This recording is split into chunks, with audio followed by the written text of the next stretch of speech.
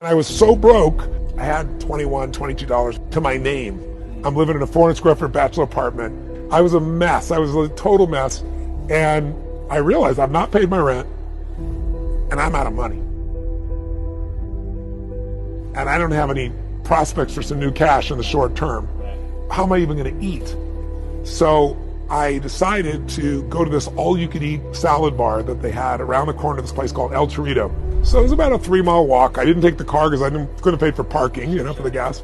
And I walked there and I went in and I had this meal where I basically loaded up for the winter. I ate plates of food. And while I was sitting there, there was this little boy that came in, and he, I don't know, probably 9 years old, something like that, 8, 9, 10. And he held the door open, and in walks behind him this beautiful woman who was clearly his mother. He sat down, he pulled out the chair for her, and he was just so attentive to his mother. I mean, he was just so with her. And so I finished my meal, and then I got up, and I paid the bill, and I don't know, it was like $6 in those days, for all you could eat salad bar, whatever it was. And so I had whatever's left, $17, $18, $19.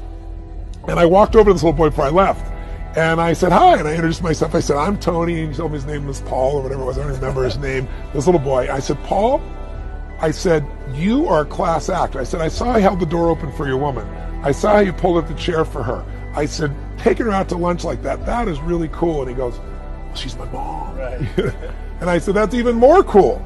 And I said, taking her to lunch. He goes, well, I didn't take her to lunch. He goes, whatever. I think he said he was 8 or 9. He said, I'm 9 years old. I don't have a job yet. And I said, yes, you are taking her to lunch. And I reached in my pocket and I took all the money I had left, whatever it was, $17, $18, $19, and I dropped it in front of him. I had no plan to do this. It wasn't like manufactured. I wasn't trying to impress this woman. And he looked up at me like shocked and he goes, I can't take that. And I said, sure you can. He said, how come? I said, because I'm bigger than you are, right?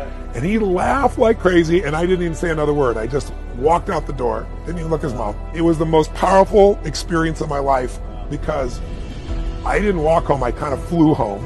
And I should have been like, what is the matter with you? You have no money for food. You get the last little pennies you have left. But I had no fear. I had no scarcity.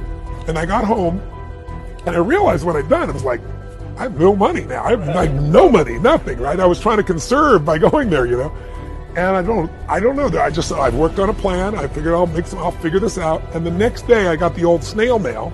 I pull out this letter and there's a young man that I had loaned $1,200 to, and he had not paid me back, and I was desperate for cash. I probably called him 10 times trying to track him down, not a single response, and I was so hurt and pissed.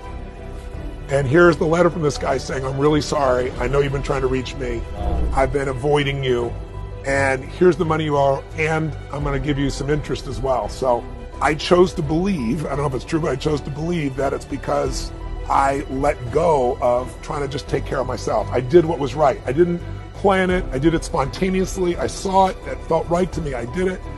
And I felt no scarcity. I faced really tough times. I never went back to that level of scarcity, not since that day.